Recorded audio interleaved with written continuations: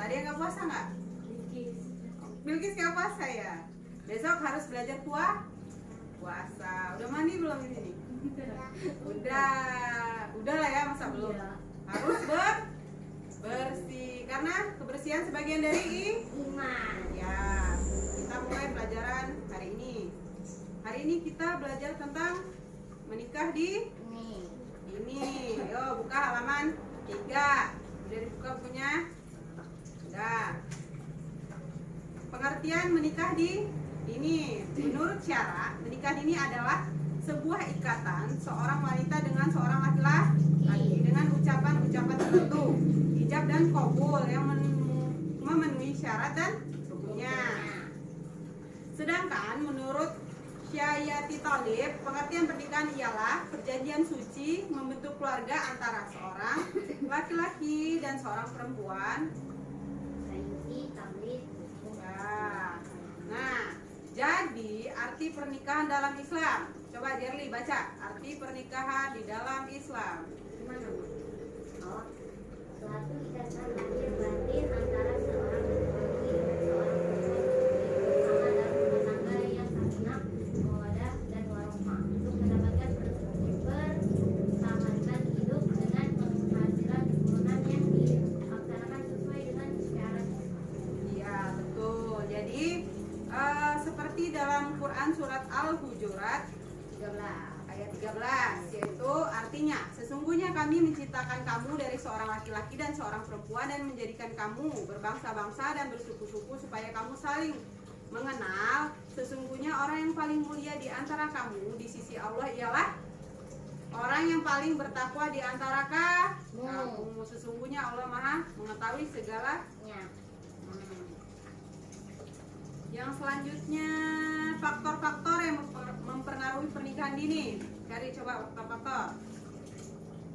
Ya, udah ketemu ya, Bilkis juga udah ketemu ya.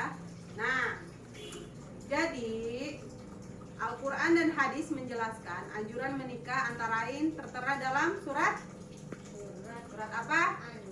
An-Nur ayat 32 yang berbunyi, dan kawinkanlah orang-orang yang sendirian di antara kamu dan orang-orang yang layak berkawin dari hamba-hamba sahayamu yang lelaki dan hamba sahayamu yang perempuan. ya. Jadi maksudnya hendaklah laki-laki yang belum kawin atau wanita yang tidak bersuami dibantu agar mereka dapat kawin. Jadi yang selanjutnya itu faktor-faktor yang mempengaruhi pernikahan ini. Yang pertama, faktor apa? Faktor tradisi, adat istiadat. Ya. Selanjutnya faktor Ekonomi. selanjutnya Faktor tingkat pendidikan. terus Faktor hasrat pribadi. Faktor hamil di luar nikah. Faktor pemahaman agama. Ya. Jadi yang selanjutnya itu hukum menikah. Jadi hukum menikah itu Sunnah. nah, tapi bisa berubah. Jadi bisa wajib, makruh, mubah dan haram. Yang pertama, lihat wajib.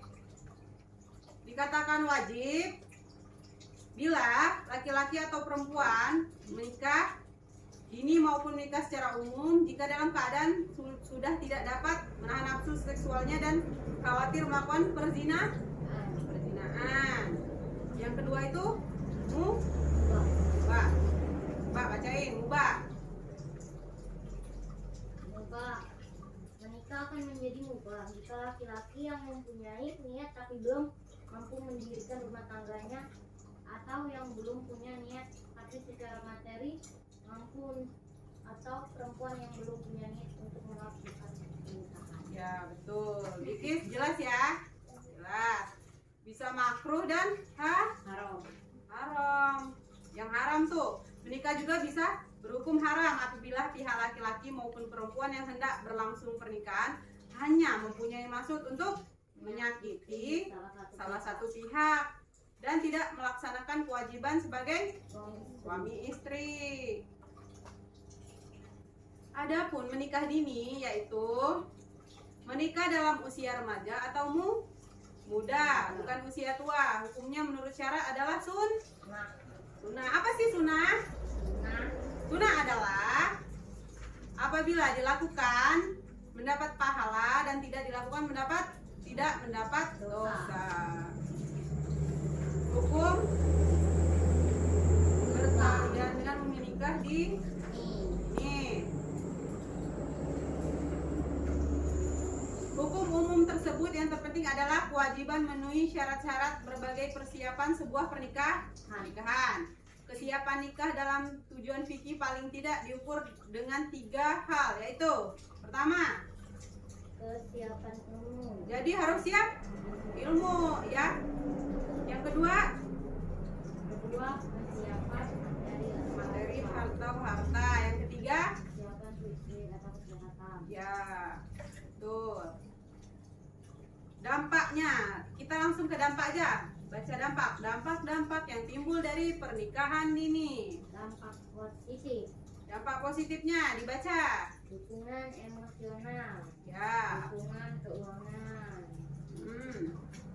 kebebasan yang lebih, Terus, belajar memikul tanggung jawab di usia dini, terbebas dari perbuatan maksiat seperti zina dan lainnya. tuh dampak negatif dari segi pendidikan. Dari segi pendidikan, Jadi, sebagai telah kita ketahui bersama bahwa seorang yang melakukan pernikahan terutama pada usia masih muda tentu akan membawa berbagai dampak, terutama dalam pendidikan. Ya, dapat diambil contoh jika seorang yang melakukan pernikahan ketika baru lulus SMP atau SMA, tentu keinginan untuk melanjutkan sekolah lagi, menempuh pendidikan lebih tinggi tidak akan tercapai. Dari segi kesehatan, dokter spesialis, ya, yang selanjutnya bisa baca di rumah ya. tebu, Pada halaman selanjutnya itu ada soal. Ya, soalnya buat PR di rumah. Ya, benar. Yang itu PR-nya dikerjakan di rumah, besok Ibu tanya. Besok juga mengadakan ulangan harian. Jadi kita besok ulangan harian dengan tema menikah dini. Ya, ditulis dulu soalnya. Setelah ditulis soalnya, kita istirahat terlebih dahulu ya. Ada yang ingin ditanyakan? Nggak ada, Bu. Ada. Jadi cukup sekian dari Ibu. Ibu ya akhiri. Wassalamualaikum warahmatullahi wabarakatuh. Waalaikumsalam warahmatullahi wabarakatuh.